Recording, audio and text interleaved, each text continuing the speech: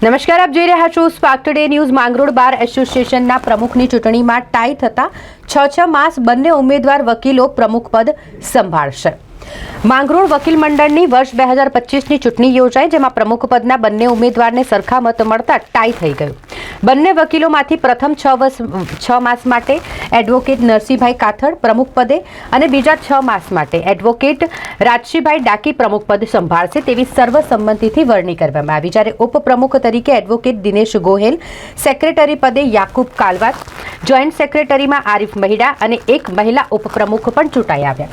આ ચૂંટણીમાં ખજાનચી બિનહરીફ જાહેર થયા। માંગરોળમાં ઘણા સમયથી વકીલ મંડળની ચૂંટણીને લઈને ભારે ગરમાવો જોવા મળ્યો। સામસામે પેનલમાં પ્રમુખ ઉપપ્રમુખ સહિતના ઉમેદવારોની ચૂંટણી લડાઈ હતી। માંગરોળ બાર એસોસિએશનની 2025ના વર્ષની ચૂંટણી યોજાણી છે। એમાં બારના પ્રમુખ તરીકે હું રાજસિંહભાઈ ડાકી અને કાથડભાઈ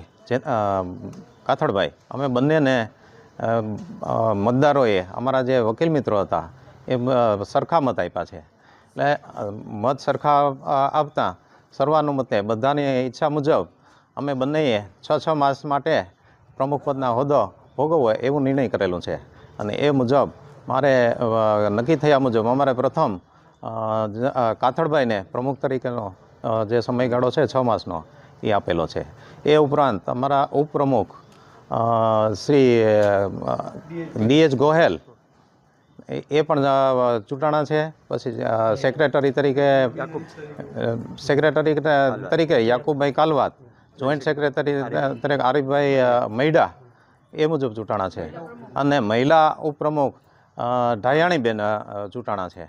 અને બીજું અમારા ખજાનચીનું જે પદ હતું એ બિનહરીફ થયેલા છે। એ ખજાનચીના પદમાં જે એમ કાથડ સાહેબ છે એ ગયા વર્ષે પણ હતા અને ચાલુ ટર્મમાં પણ એ ભોગવે છે। આમ સર્વાનુમતે બારના તમામ સભ્યોએ સાથ અને સહકાર આપીને અમને બંનેને ચૂંટેલા છે અને બોડીને પણ ચૂંટેલી છે। એ બદલ હું માંગરોળ બાર એસોસિએશનના તમામ મિત્રો અને શુભેચ્છા આપનારાઓને બધાનો અમે આભાર માનીએ છીએ।